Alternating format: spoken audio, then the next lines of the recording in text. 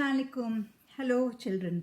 So today I am introducing to you a very major novelist, short story writer of the 20th century. Okay, his name is Franz Kafka.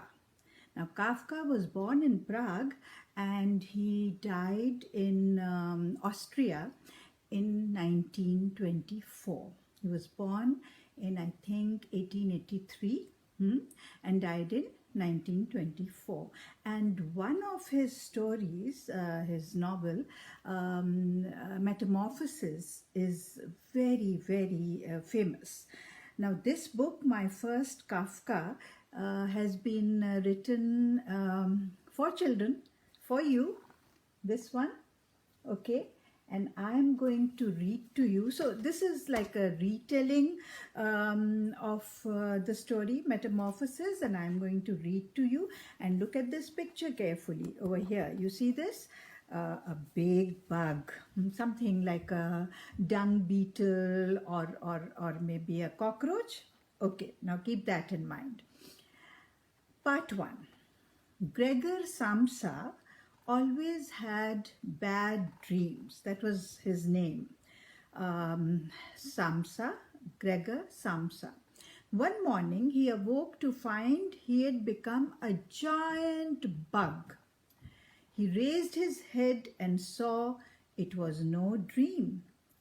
He had a shiny brown stomach and several little legs. "Gregor," his mother called, "are you sick?" Gregor looked at the clock. He saw that he had slept late. "I'll be ready right away," he said. "I must get out of bed and go to my office. I need to work today."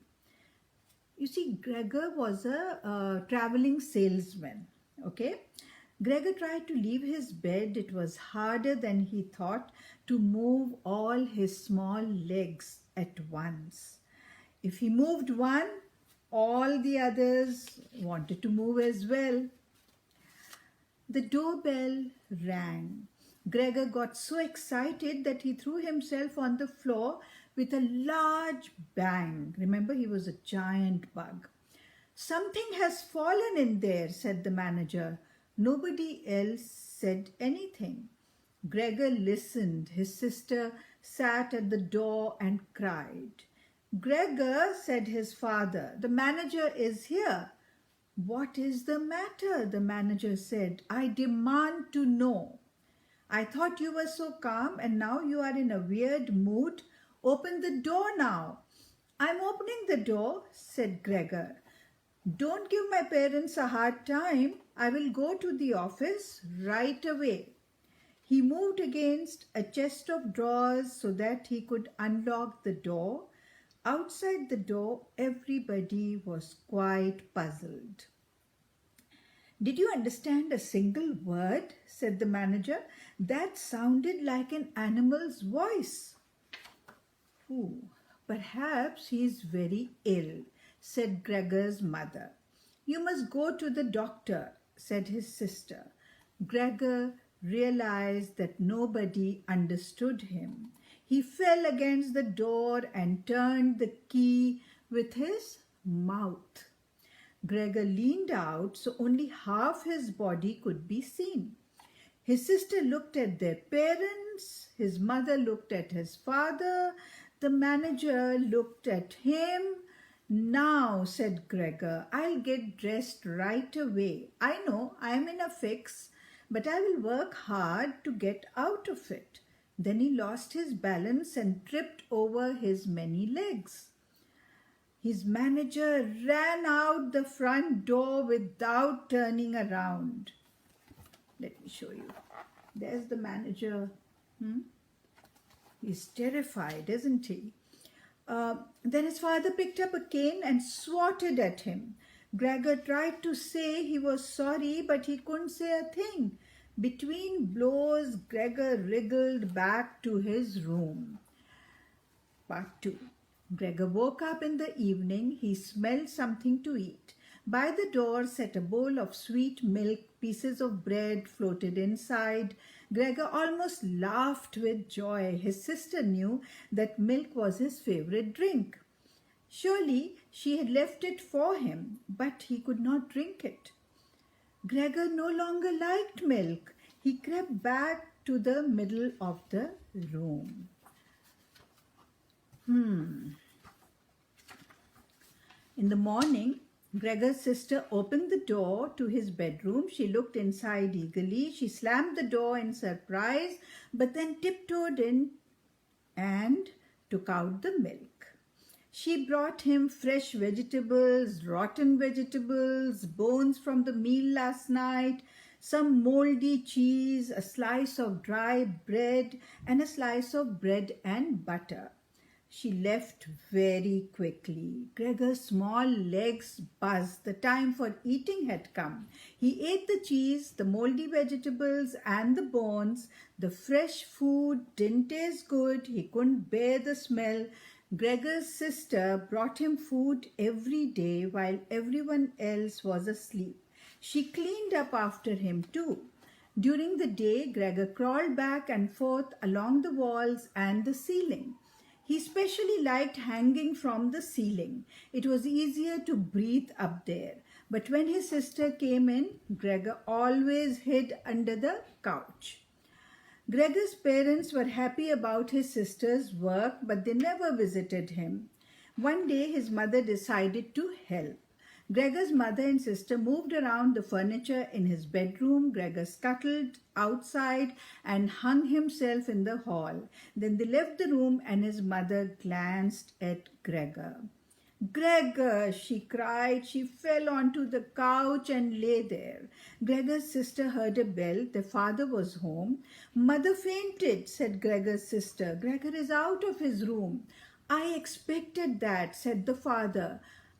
He yelled as soon as he saw Gregor. He sounded both angry and pleased. The father filled his pockets from the fruit bowl and threw apple after apple at Gregor. One hit his back and fell off. Another drove into Gregor's back very hard. The apple felt like it had been nailed there. His mother woke up. She ran to his father and begged him to stop. Part 3.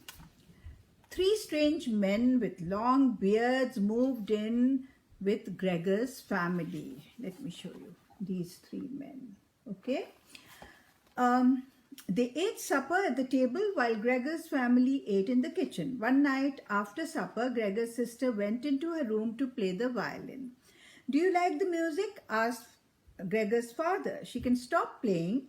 "Of course not," said the men. "Come in here where it's warm and happy."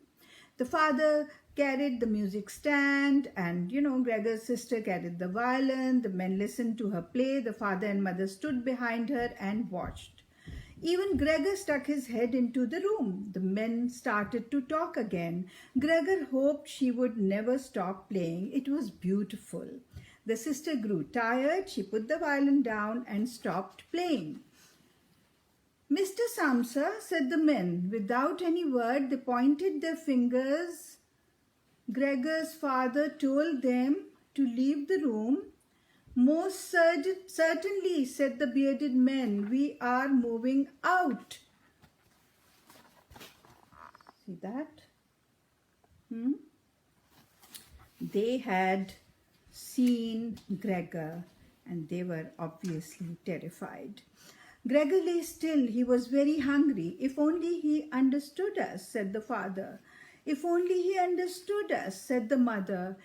"He's starting up again," said the sister. But Gregor wasn't starting up again. He was only trying to turn around to go back to his room. Inside the bedroom, Gregor felt he could no longer move at all. It was a nice feeling. He thought of his family and felt happy. His head sank down and he watched the dawn. In the morning, they discovered that Gregor could not move. "Look how thin he was," said Gregor's sister. "He hadn't eaten in so long." The three of them left the house together and took the train to a park outside the city. The parents decided to move to a new apartment. They decided their daughter was growing into a beautiful young woman. When she stepped off the train car and into the warm sunshine, it was like their dreams were coming true. Now, children, this story has to be understood in a context, and that is that it talks about the modern society and how everybody is on their own, and the connections, the relationships between humans, they are not the same as they used to be. And so this is the bug symbolizes that isolation, loneliness, and fear of the modern society. And Gregor, who is a traveling salesman, he feels lonely and sad, and that is what the story is about. Okay, so read up on Franz Kafka.